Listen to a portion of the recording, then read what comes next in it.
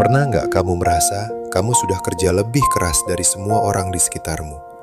Datang paling pagi, pulang paling malam, tidak pernah mengeluh, tidak pernah minta lebih. Tapi hasilnya tidak sebanding. Orang lain yang kelihatannya santai, justru yang karirnya terus naik. Dan kamu mulai bertanya, aku salah di mana? Tuhan menciptakan dunia dengan hukum yang sangat jelas soal pekerjaan. Lebah tidak hanya bekerja keras, mereka bekerja dengan sistem. Setiap lebah punya peran yang jelas. Setiap tetes madu adalah hasil dari arah yang tepat, bukan sekedar kesibukan. Semut tidak hanya sibuk bergerak, mereka bergerak ke tempat yang benar, membawa sesuatu yang bernilai. Tuhan tidak merancang kerja keras tanpa arah.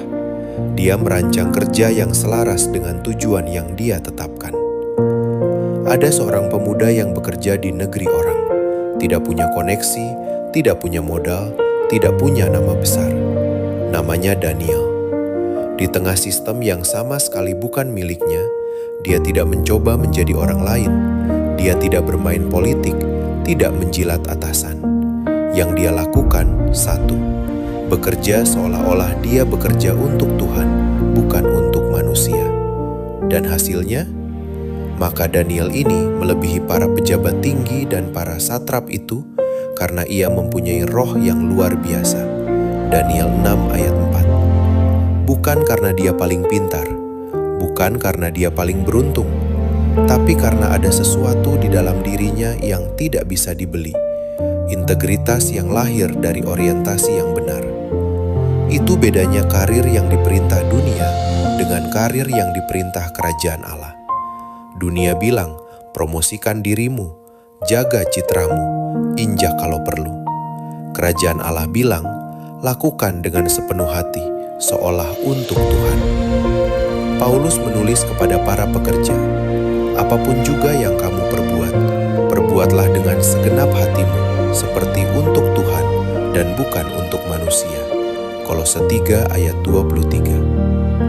Ini bukan soal pasif dan menunggu berkat turun dari langit. Ini soal motivasi yang mengubah kualitas pekerjaanmu dari dalam.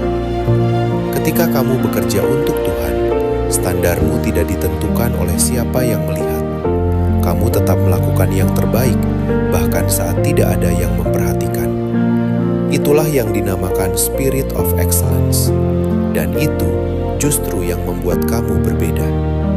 Jadi, usahakanlah dahulu supaya Allah memerintah atas hidupmu dan lakukanlah kehendak-Nya. Maka semua yang lain akan diberikan Allah juga kepadamu. Matius 6 ayat 33. Memerintah atas hidupmu, termasuk atas cara kamu bekerja. Satu hal yang bisa kamu coba hari ini. Pikirkan satu pekerjaan yang selama ini kamu lakukan setengah hati karena merasa tidak dihargai, tidak dilihat, atau tidak sesuai ekspektasi. Lakukan pekerjaan itu hari ini, seolah-olah Tuhan yang akan menilainya, bukan atasanmu, bukan rekan kerjamu. Lalu serahkan hasilnya kepada Tuhan, dan minta Dia yang membuka jalan yang tidak bisa kamu buka sendiri. Karena karir yang dibangun di atas kerajaan Allah tidak bergantung pada siapa yang melihatmu, tapi pada siapa yang kamu layani.